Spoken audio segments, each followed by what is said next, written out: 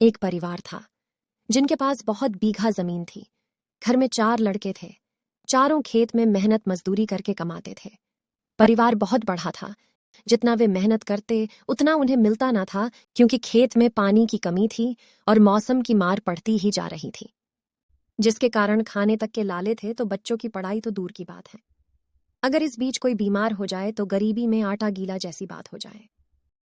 परिवार बहुत बड़ा था, जिस कारण आपसी लड़ाइयां भी बढ़ती जा रही थीं। वैचारिक मतभेद था। सभी अपने खेत के लिए कुछ अलग करके कमाना चाहते थे, जिसे देखकर परिवार के मुखिया ने खेत को 4 बराबर हिस्सों में बांट दिया और सभी भाइयों को अपने अपने परिवार की जिम्मेदारी सौंप दी, ताकि जिसे जो बेहतर लगे वो करे। अकाल की स्थिति थी। ऐसे में चारों परिवार दुखी थे। तभी एक उद्योगपति गांव में आया।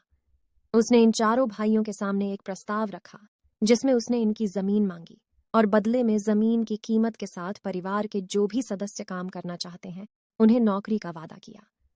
दूसरे दिन छोटे भाई ने सभी को विस्तार से पूरी बात बताई और कहा कि वो इस प्रस्ताव के लिए तैयार हैं, लेकिन बड़े दोनों भाइयों ने इनकार कर दिया।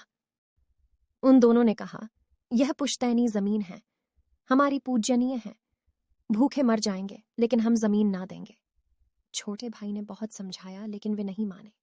कुछ दिनों बाद उद्योगपति ने यह प्रस्ताव अन्य खेत के मालिक को दिया। उन लोगों ने विकट परिस्थितियों एवं बच्चों के भविष्य को देखते हुए प्रस्ताव स्वीकार कर लिया। कुछ समय बाद उस जमीन पर एक उद्योग बना, जहां कई ग्रामवासियों को नौकरी मिली। साथ ही उस जमीन मालिक को जमीन की कीमत और उसके बच्चों को नौकरी भी मिली, जिससे उन लोगों ने अपना अन्य कारोबार भी शुरू किया और दूसरे शहरों में जमीन भी खरीदी और उनका जीवन सुधार गया। उन्होंने एक बड़ा सा बंगला बनाया, जिसमें बाघ को संभालने का काम वो चारों करते थे, जिन्हें पहले उद्योग का प्रस्ताव मिला था। एक दिन वो उद्योगपति उस घर में आया और उसने इन चारों को देखकर पहचान लिया और पूछा, कैसा चल रहा है? तब सिर झुकाकर कहा, साहूकार का कर्ज भरा गया था, जमीन हाथ से चली गई, अब मजदूर और बाघा का काम करते हैं। उद्योगपति ने कहा, अगर आप मान लेते तो यह दशा ना होती। उस पर छोटे भाई ने करुण स्वर में कहा, अब पछताए होत क्या जब चिड़ियां चुग गई खेत। शिक्षा, वक्त रहते फैसला न लेने पर बाद में पछतावा करने का कोई लाभ नहीं होता। माना कि भूमि से भावनाएं जुड़ी हैं जो पूर्वजों की अमानत हैं, लेकिन पूर्वजों की अमानत के लिए वर्तमान और भविष्य को खत्म कर देना कहां तक सही है? आपके सामने आपके बच्चे अनपढ़ हैं, भूख से मर रहे हैं, फिर भी आप जमीन के मोह में हैं। शायद मैं गलत हूं, पर मैं अपनों को इस हालत में नहीं देख सकती। आज के दौर में पैसा जरूरी है। इस तरह का फैसला गैर कानूनी काम नहीं है।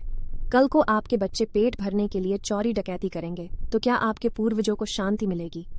आपको हमारी यह कहानी कैसी लगी, हमें कमेंट करके जरूर बताएं और ऐसी और कहानियों के लिए हमारे चैनल हिंदी कहानी AI को जरूर सब्सक्राइब करें।